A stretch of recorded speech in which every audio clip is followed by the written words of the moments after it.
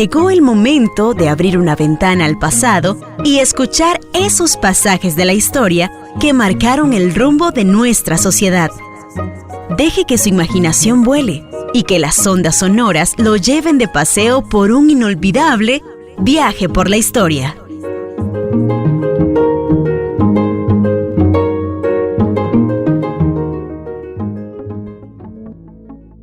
En la historia de Costa Rica, desde el siglo XIX hasta hoy, se ha desarrollado una parte muy importante que ha repercutido a la legislación y a la constitucionalidad del país, y es la presencia del desarrollo, surgimiento y desarrollo de los grupos trabajadores organizados. Siempre hemos tenido trabajadores. Desde la época más antigua, desde nuestras comunidades indígenas, lo que teníamos era gente que trabajaban para sí mismos, trabajaban para ellos. Durante el periodo colonial fueron sometidos a trabajar para otros, para los españoles. Fueron convertidos en siervos cuando no en esclavos, en el caso de los negros que trajeron a trabajar a Costa Rica. Con la independencia se abolió la esclavitud y se desarrollaron los conceptos de hombres libres que surgían justamente del republicanismo, de las ideas liberales que se habían forjado desde el siglo XVII, XVIII y se habían consolidado más en el siglo XIX. Desde el siglo XVII se habían establecido conceptos relacionados con la representatividad política y de soberanía popular y obviamente de hombres libres. Con la Revolución Francesa se impulsa la Declaración de los Derechos del Hombre y del Ciudadano, y ahí no hay literalmente cuestiones relacionadas con derechos sociales y laborales, pero sí con las libertades fundamentales que se consideraban inherentes al ser humano por su condición de ser humano. Entre ellos, un derecho muy importante, el derecho a la rebelión contra la opresión política. ¿Por qué? Porque se entiende desde el punto de vista de la teoría y de la doctrina política que el gobernante es un depositario de la voluntad popular que se expresa justamente en él y que debe, en ese depósito de voluntad que recibe, ser armónico con quienes le delegan su voluntad, con los gobernados. El mandatario, que es el que recibe un mandato de los mandantes, por eso a veces se le dice al presidente el primer mandatario, es el encargado justamente de cumplir los mandatos. Y aquí el mandato es el de la armonía de gobierno, el de gobernar bien, el de gobernar procurando la felicidad de la gente, como decían los griegos. No puede haber un gobernante autoritario, dictatorial, tiránico, un sátrapa, porque rompe justamente esa relación de gobernanza, rompe esa relación armónica que debe haber entre los gobernados y el gobernante. Y cuando esto sucede, entonces se destaca un derecho natural a la rebelión política, que es justamente el derecho a quitar a ese mal gobernante, a ese tirano, a ese dictador, para nombrar otro que mantenga la armonía social, la armonía política entre gobernantes y gobernados. Esta es la esencia del régimen democrático, y ese derecho a la rebelión es un derecho inherente al ser humano, aunque no esté establecido en nuestra Constitución. Es un derecho al ser humano porque es el que garantiza el buen gobierno, es el que garantiza que no haya dictadores, es el que va a garantizar que no se puedan establecer tiranías, porque contra ellas naturalmente se puede organizar la gente para quitarlas. Pero dentro de esto se van estableciendo relaciones laborales, relaciones de trabajo, relaciones que los hombres van estableciendo en el proceso de la producción, que son relaciones entre ellos, entre los hombres, y relaciones con la naturaleza. Y en esta con la naturaleza, para transformar la naturaleza como resultado del proceso del trabajo, en beneficio obviamente de la comunidad y de cada uno de nosotros. Dentro de esto van surgiendo situaciones laborales alrededor de las cuales empiezan a producir protestas en el siglo XIX para mejorar esas relaciones laborales. Una de ellas clásica durante todo el siglo XIX fue la rebaja de la jornada de trabajo, porque las jornadas de trabajo eran excesivas y a veces llegaban a 16 o más horas de trabajo, trabajándose, cuando no todos los días, por lo menos de lunes a sábado, y en algunos casos parcialmente el domingo. En Costa Rica, por ejemplo, hasta 1920, en el régimen de trabajo de las panaderías se dice que se trabajaban jornadas hasta de 20 horas diarias y los trabajadores dormían en los establecimientos de panaderías. Eso produjo huelgas de panaderos muy importantes desde temprano, desde 1901, 1905. En ese periodo hay varios procesos huelguísticos de panaderos y después luchas para reducir la jornada de trabajo. Internacionalmente, en Europa y en Estados Unidos, durante el siglo XIX, a finales del siglo XIX especialmente, se dieron luchas para lograr la jornada de 8 horas de trabajo, que se logra allá por 1886, y después se retoman esas luchas en 1890, cuando dan origen al surgimiento del 1 de mayo como Día Internacional del Trabajo, para que en todas partes del mundo se hicieran movimientos similares para asegurar justamente ese establecimiento de jornada de 8 horas y para hacer balance de las luchas realizadas en el año que había transcurrido y hacer plataformas de lucha para el año venidero. Ese fue lo que dio origen al 1 de mayo. Durante el periodo de la colonia en Costa Rica hubo leyes de aquella época en que regularon el trabajo en Costa Rica y obviamente en el régimen colonial. Se regularon trabajos de niños que se consideraban menores de 16 años, trabajos de mujeres también, trabajos de carácter pesado también se regularon, y así se fueron desarrollando normas de esa naturaleza. En el siglo XIX costarricense también se empezaron a regular distintos aspectos de las relaciones laborales, pero de un modo muy específico. Se hacía de manera particular para ciertos grupos, por ejemplo, para maestros, para militares, para peones, para esto, para lo otro. En el caso de los maestros incluso se determinaron regímenes de pensión a final del siglo XIX, así como se dieron similarmente para los militares. Hacia 1870 ya existían organizaciones de trabajadores, artesanos y obreros, también de estudiantes y de patronos, que se llamaron sociedades mutualistas, con las cuales se organizaban ellos para obtener determinados tipos de protecciones frente a situaciones extraordinarias. Entonces, esas sociedades mutualistas se llamaron sociedades mutualistas de apoyo mutuo, de mutuo auxilio o de socorro, porque justamente se hacían contribuciones voluntarias de dinero, y alrededor de la caja que se iba constituyendo, cuando había alguna situación particular que atender, de ahí se sacaba un fondo que se le daba al trabajador afectado asociado para que atendiera su particular situación. Pero hacia 1874 se crearon sociedades de trabajadores, sociedades de artesanos y sociedades de obreros, de una manera ya específica, solo para trabajadores, obreros o artesanos. Ahí no podían entrar ni estudiantes ni patronos.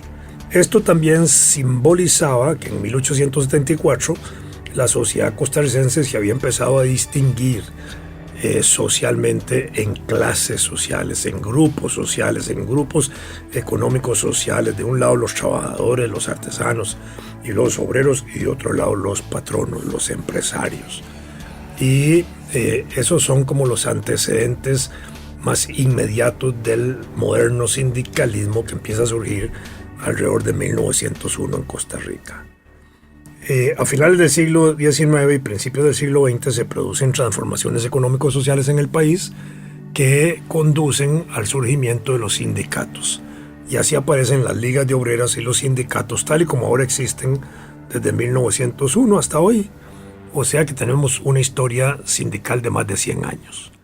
Y estos sindicatos ya toman para sí luchas muy específicas como la jornada de trabajo, que en Costa Rica incluso empieza a celebrarse como Día Internacional en 1913, el 1 de mayo. Ya se habían dado una serie de huelgas entre 1874 y 1914 que condujeron a la organización de los trabajadores para proteger sus derechos laborales, sus salarios, su estabilidad laboral, sus condiciones de trabajo, aspectos de seguridad e higiene ocupacional, que fueron parte de las cosas que se discutieron entre trabajadores telegrafistas, que es la primera huelga que hay de 1874, después entre los trabajadores que construyen el ferrocarril, tanto italianos, chinos, negros, que participan de esos procesos. Poco tiempo más tarde, entre trabajadores bananeros en 1892 y españoles migrantes que llegaron también a Costa Rica en 1895 para que se les respetaran sus contratos de trabajo. Ya en 1901 surgen de nuevo huelgas y aparecen las huelgas de solidaridad, que son aquellas huelgas que se hacen paralizando empresas en función de fortalecer las demandas que en otra empresa se están haciendo. Estas fueron luchas de panaderos. Cuando entraba una panadería en huelga, paralizaban las otras panaderías. Así se dieron esas huelgas en ese primer inicio del siglo XX. Todas estas huelgas en Costa Rica no estuvieron reguladas, literalmente hablando. No hubo una ley de huelgas. No hubo una legislación laboral que las regulara, se daban en la práctica y duraban el tiempo necesario mientras se ponían de acuerdo patronos y trabajadores para reiniciar las labores de trabajo, reconociendo parcial o totalmente las demandas que se venían planteando.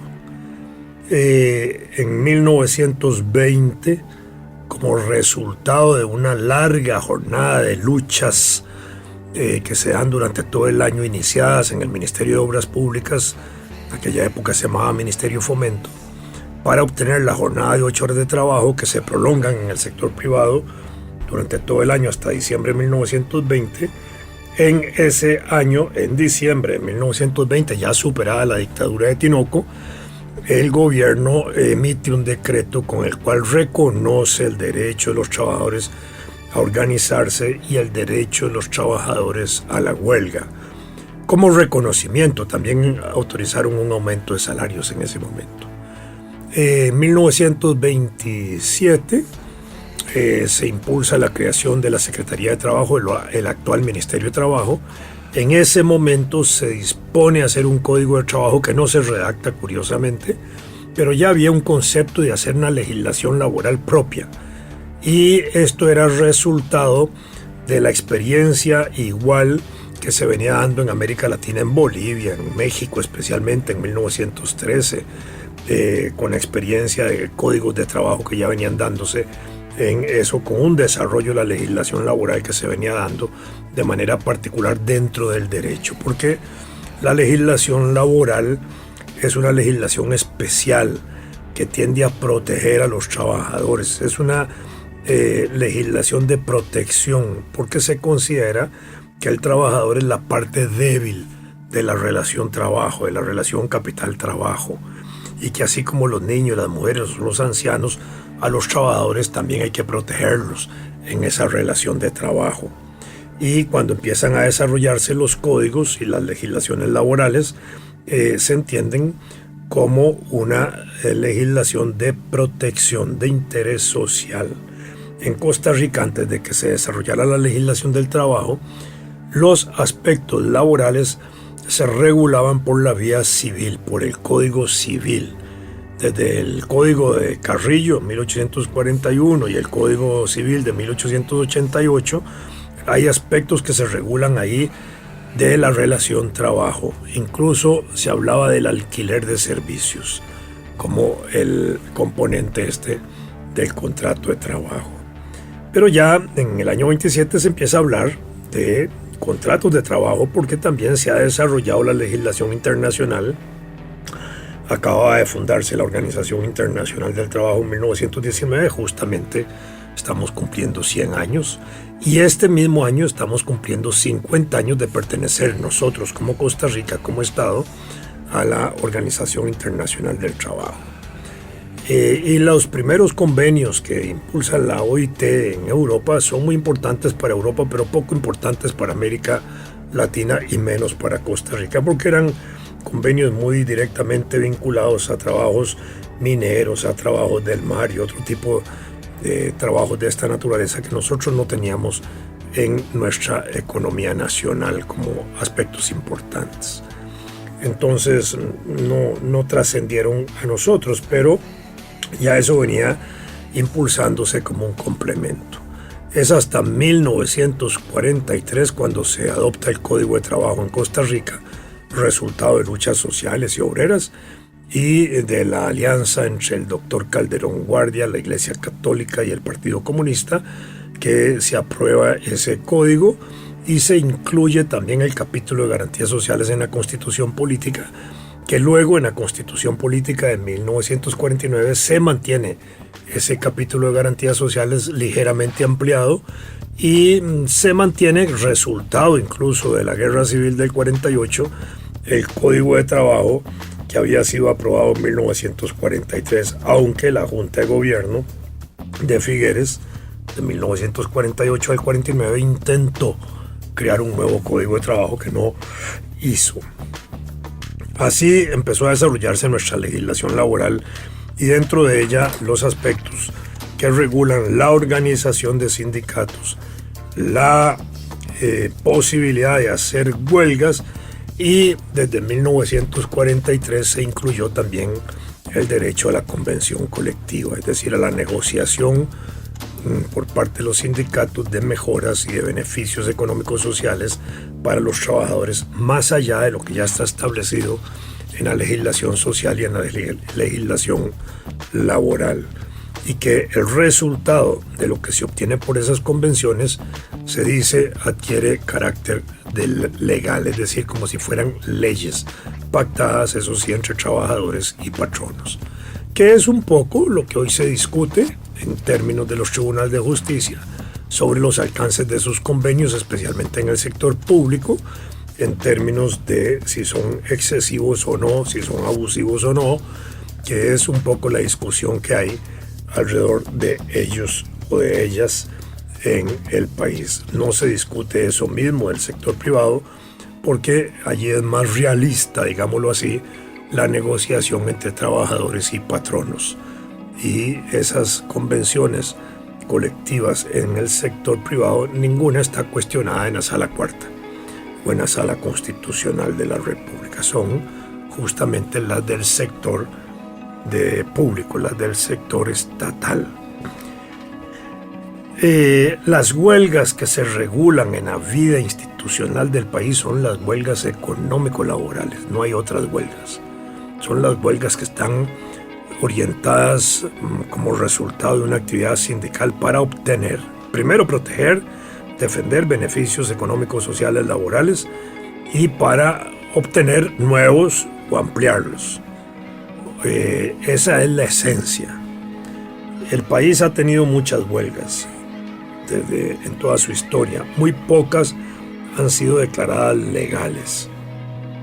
Porque el procedimiento de huelga consiste en que los trabajadores organizados con sus sindicatos se presentan ante el patrono a plantearle una serie de reivindicaciones laborales, económicas, de seguridad, higiene ocupacional, en fin, de muchos aspectos, y empieza un proceso de negociación. Si el patrono se niega, entonces los trabajadores pueden dar por agotada esa vía y acudir a los tribunales de justicia para que declaren la posibilidad de una huelga legal, que si el juzgado la declara, entonces entran en paro y el paro produce obviamente una paralización de la actividad empresarial y la duración de esa paralización es lo que conduce finalmente a determinar cuánto se puede negociar o cuánto no.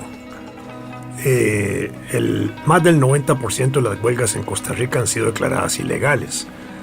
¿Qué pasa cuando una huelga es declarada ilegal? Entonces inmediatamente el patrono puede obligar a los trabajadores a integrarse al trabajo, puede no pagar los salarios del periodo de tiempo no laborado y eventualmente podría despedir trabajadores, digamos en sus consecuencias más gruesas. En algunas ocasiones, dadas las circunstancias de lucha, los patronos han tenido que llamar a las autoridades públicas de la policía para asegurar el perímetro de la fábrica, de la empresa, para evitar, digamos, situaciones conflictivas alrededor de eso. Y son medidas sumamente represivas que se hacen con motivo de la ilegalidad de las huelgas.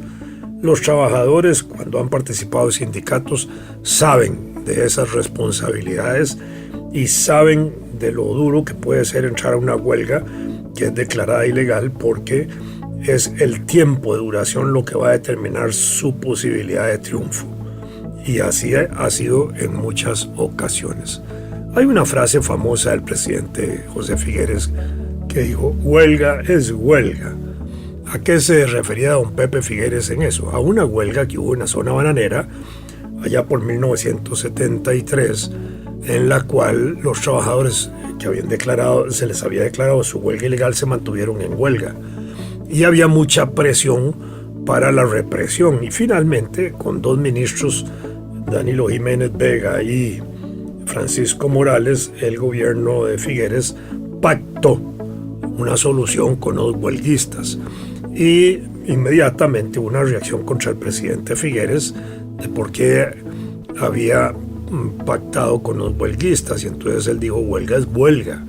Eso significaba que es una cosa de la realidad, es decir, más allá de un decreto de gobierno de si vale o no vale, o de una resolución judicial si es legal o no, la realidad es la que se impone y había que resolverla.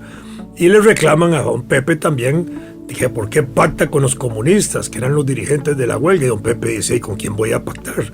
Si ellos son los que la dirigen.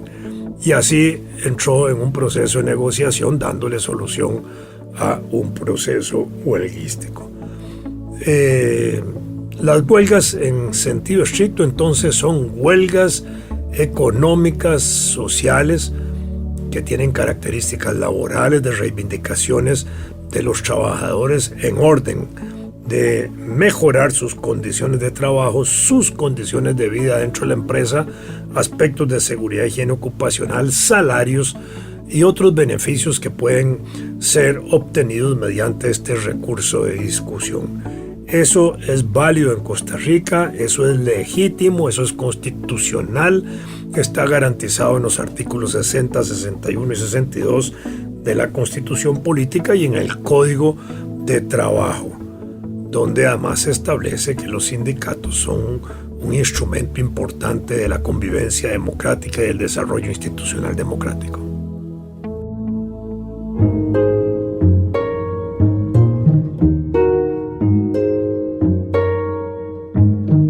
Acompáñenos la próxima semana y sumérjase en el mar del conocimiento de la historia y deje que su imaginación vuele una vez más y que las ondas sonoras lo lleven de paseo por un inolvidable viaje por la historia.